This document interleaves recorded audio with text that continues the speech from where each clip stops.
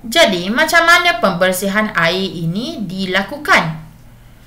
Supaya air kita selamat untuk diminum. Okay, kita di Malaysia, kita ada sistem pembersihan air yang sangat bagus.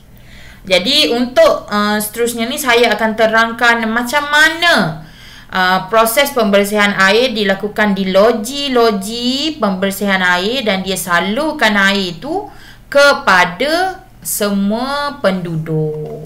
Okey, kejap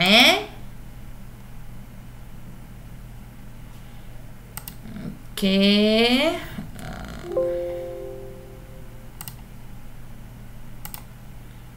Kita teruskan. Okey, sebenarnya daripada kolam takungan. Okey, kita ada kolam takungan ni. Kolam takungan ni air dia mari daripada mana? Air daripada sungai, daripada parit. Dia marilah. Dia mari berkumpul dalam air takungan di loji pembersihan. Kalau kita ni loji dia hak duduk di Kepong dekat Bandar. Duduk di Kepong Serada. Okey, situ kawasan tu Okey, jadi di kolam takungan ni sampai masa dia air tu dibawa masuk ke dalam tempat yang pertama kita panggil untuk penapisan. Masa ni kolam takungan ni ada daun ke, ada ranting ke, ada sampah ke, dia semua trap dekat sini. Yang masuk trap sampah yang besar-besar. Jadi dia masuk yang bersama dengan, yalah kalau ada lumpur lagi ada, masuklah lumpur. Dia yang sampah besar-besar dia trap. Okey, daun, ranting, sampah, kita perangkap di penapis. Okey, kemudian dibawa ke stesen pam dan dia dipumpkan kepada tempat yang kedua untuk kita buat proses pengoksidaan. Bermaksud dia tambah oksigen. Okey, proses pengoksidaan ni dia buat masuk naik ke atas ni lah air tu. Okey, jadi air tu dia buat tubik luar, buat tubik supaya dia bercampur dengan oksigen. Fungsi dia untuk menghilangkan bau dan rasa air tadi. Tapi air tu masih ada kuman, masih ada lumpur. Tak apa. Okey, dia tambah dulu oksigen, kemudian dia pun alihkan pergi ke tangki yang ketiga, iaitu tangki penggumpalan.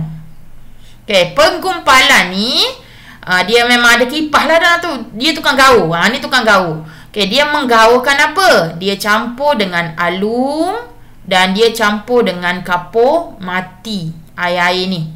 Okey, jadi air ni dia campur alum, fungsinya untuk menggumpal butir-butir tanah supaya tenggelam. Jadi alum ni dia terikat kepada tanah.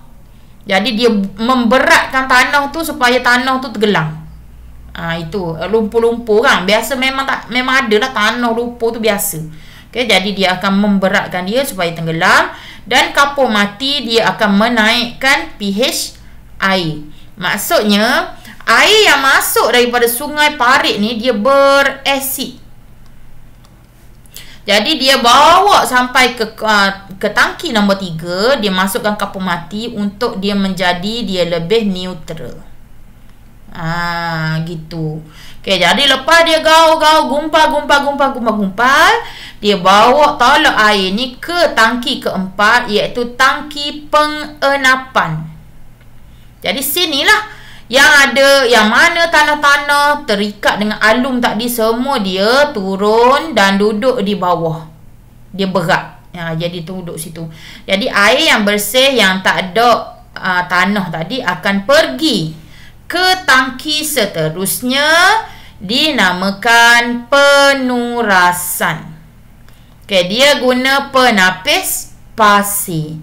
Jadi jangan risau, walaupun saya sebut penapis pasir ataupun batu, dia ada batu juga bawah-bawah ni, batu-batu kerikil apa semua. Dia tak bawa sekali lah dalam air tu. Okey, jadi dia sini ni dia tapis semua air yang masuk daripada sini. dia masuk tapis ke bawah. Okey, jadi air yang lebih bersih masuk ke untuk pergi ke tangki seterusnya. Okey, selepas tangki penurasan, dia bawa pergi kepada tangki pengklorinan dan pemfluoridaan. Di sini dia tambah klorin dan dia tambah fluorida. Okey, klorin ni untuk apa? Tadilah cikgu khabar tadi dia membunuh mikroorganisma. Tapi fluorida untuk apa? Natrium fluorida mengelakkan perebutan gigi. Apa kita tak boleh perebutan gigi? Yes, orang yang minum banyak air klorin, dia akan mudah gigi dia mereput. Jadi kita tambah fluorida. Bahan fluorida ni pun ada dalam ubat gigi. Jadi dia untuk mengelakkan gigi reput. Sebab dia bukanlah awak minum air pahit tu dalam masa 10 tahun pun jadi reput dah. Okay, contoh kalau umur 50, 60 dah lama dah minum air ada klorin. Jadi takutnya gigi mereput. Jadi tu kita tambah fluorida. Jadi jangan risau minum je air pahit.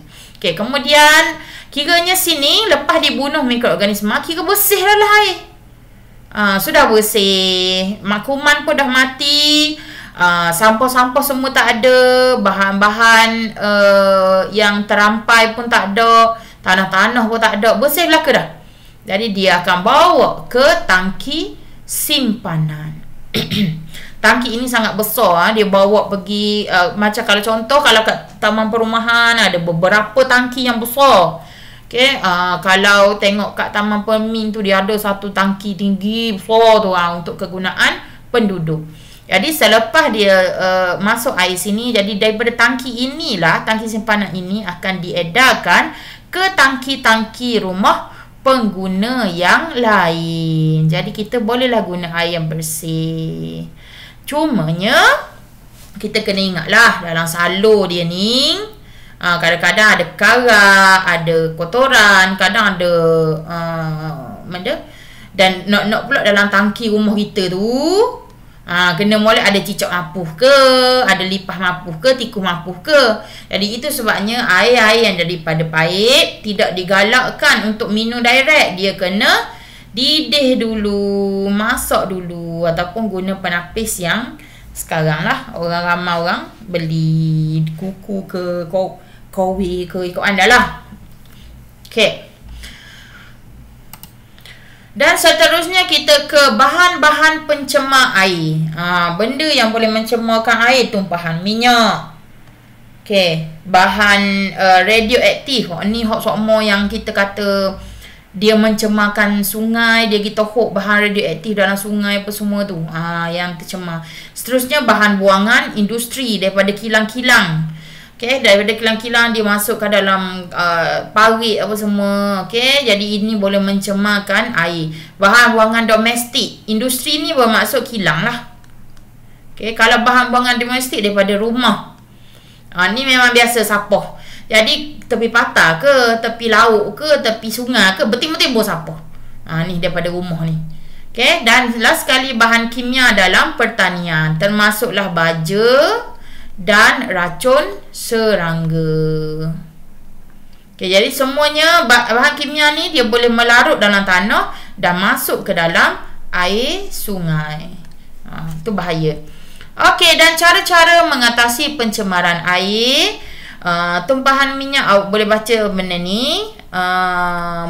Mempertingkatkan rondaan, macam-macam lah. Okay, bahan kimia menggunakan racun dan baja yang terbiodegradasi. Okay, bahan buangan domestik, mendidik masyarakat, bahan buangan industri menguatkuasakan undang-undang, dan bahan radioaktif menguruskan dengan baik. Untuk latihan bab 5, saya sediakan bahan berfotostat. Jadi nanti lepas saya maklumkan bahan tu sudah siap di sekolah, jadi parent awak boleh datang ambil dan siapkan latihan itu. Okay, itu sahaja tamat bab 5. InsyaAllah kita jumpa pada bab 6 yang akan datang. Assalamualaikum warahmatullahi wabarakatuh.